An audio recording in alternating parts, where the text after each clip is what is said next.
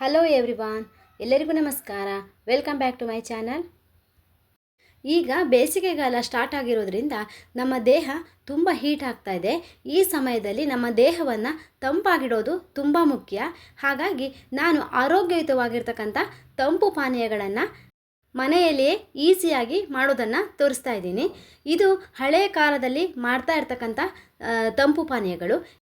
ಹೇಗೆ ಮಾಡೋದು ನೋಡೋಣ ಬನ್ನಿ. ಮೊದಲು ರಾಗಿ ಜ್ಯೂಸನ್ನು ಮಾಡ್ತಾಯಿದ್ದೀನಿ.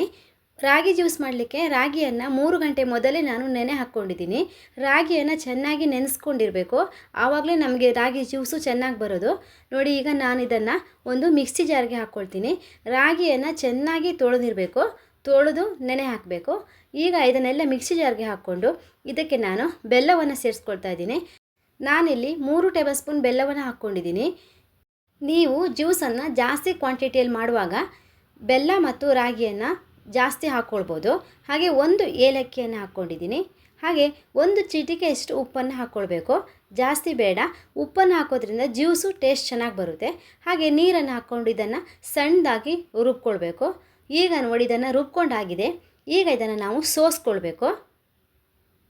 ಈ ರೀತಿ ನಾನು ಇದನ್ನು ಸೋಸ್ಕೊಳ್ತಾ ಇದ್ದೀನಿ. ಸೋಸ್ಕೊಳ್ಳುವ ಮೊದಲು ಮಿಕ್ಸಿ ಜಾರ್ಗೆ ನೀರನ್ನು ಆ್ಯಡ್ ಮಾಡ್ಕೊಳ್ಳಿ. ನಿಮ್ಗೆ ಎಷ್ಟು ಜ್ಯೂಸ್ ಬೇಕೋ ಹಾಗೆ. ನಾನು ಇದಕ್ಕೆ 1 ಲೋಟ ನೀರನ್ನು ಆ್ಯಡ್ ಮಾಡಿಕೊಂಡು ಈಗ ಇದನ್ನು ಸೋಸ್ಕೊಳ್ತಾ ಇದ್ದೀನಿ. ಸ್ಪೂನ್ನಿಂದ ಈ ಥರ ನಾವು ಇದನ್ನು ಮಾಡಬೇಕು. ಅದರಲ್ಲಿರ್ತಕ್ಕಂಥ ರಾಗಿದು ಹಾಲೆಲ್ಲ ಚೆನ್ನಾಗಿ ಇಳಿಬೇಕು. ಇನ್ನೊಂದು ವಿಧಾನದಲ್ಲಿ ರಾಗಿಯನ್ನು ಹುರಿದು ಕೂಡ ಮಾಡ್ತಾರೆ, ಬಟ್ ನಾವಿಲ್ಲಿ ಹಸಿಯಾಗಿಯೇ ಮಾಡ್ತಾಯಿದ್ದೀವಿ. ಇದು ಕೂಡ ತುಂಬ ಟೇಸ್ಟ್ ಆಗಿರುತ್ತೆ, ಹಾಗೆ ಆರೋಗ್ಯಕ್ಕೆ ತುಂಬ ಒಳ್ಳೆಯದು. ನೋಡಿ, ಈಗ ನಾನು ಈ ರಾಗಿ ಜ್ಯೂಸನ್ನು ಸೋಸ್ಕೊಂಡಾಗಿದೆ. ಈಗ ಇನ್ನೊಂದು ಜ್ಯೂಸು, ಹೆಸರು ಕಾಳಿನ ಜ್ಯೂಸು. ಹೆಸರು ಕಾಳು ಆರೋಗ್ಯಕ್ಕೆ ತುಂಬ ಒಳ್ಳೆಯದು, ತುಂಬ ತಂಪು.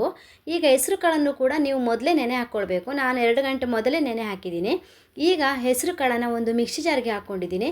ಹಾಗೆ ಇದಕ್ಕೂ ಕೂಡ ಒಂದು 2 ಟೇಬಲ್ ಸ್ಪೂನಷ್ಟು ಬೆಲ್ಲವನ್ನು ಸೇರಿಸ್ಕೊಂಡಿದ್ದೀನಿ.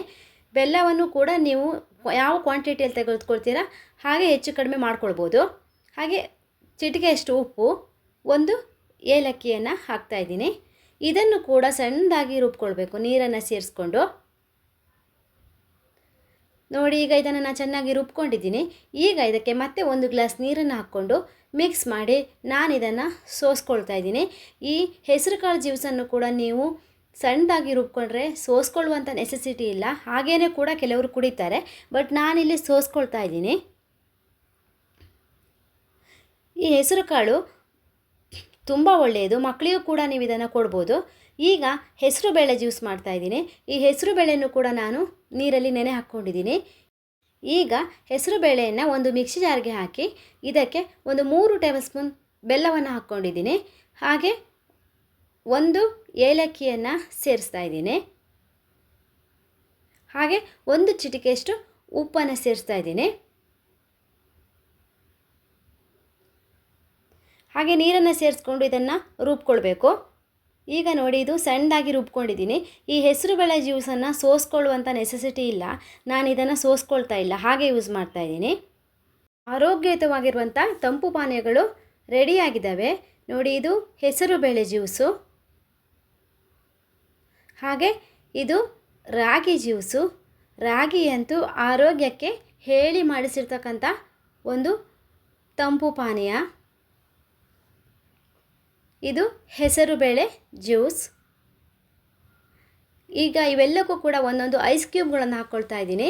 ಈ ಬಿಸಿಲಿಗೆ ತಂಪಾಗಿ ಕುಡಿತಾ ಇದ್ದರೆ ದೇಹ ಎಲ್ಲ ತಣ್ಣಗಾಗುತ್ತೆ. ನೀವು ಇದನ್ನು ಮನೆಯಲ್ಲಿ ಟ್ರೈ ಮಾಡಿ ನೋಡಿ. ಹಾಗೆ ನಿಮ್ಮ ಮನೆಯ ಮಕ್ಕಳಿಗೂ ಕೂಡ ಇದನ್ನು ಮಾಡಿಕೊಡಿ, ತುಂಬ ಇಷ್ಟಪಡ್ತಾರೆ. ಈ ವಿಡಿಯೋ ಇಷ್ಟ ಆದರೆ ಲೈಕ್ ಮಾಡಿ, ಶೇರ್ ಮಾಡಿ. ಹಾಗೆ ಹೇಗಿದೆ ಅಂತ ಕಮೆಂಟ್ ಮಾಡಿ. ಹೊಸದಾಗಿ ಯಾರಾದರೂ ನಮ್ಮ ಚಾನಲನ್ನು ವಿಸಿಟ್ ಮಾಡಿದರೆ ಸಬ್ಸ್ಕ್ರೈಬ್ ಮಾಡೋದನ್ನು ಮರಿಬೇಡಿ. ಇನ್ನೊಂದು ಹೊಸ ರೆಸಿಪಿಯೊಂದಿಗೆ ಮತ್ತೆ ಭೇಟಿಯಾಗೋಣ. ಧನ್ಯವಾದಗಳು.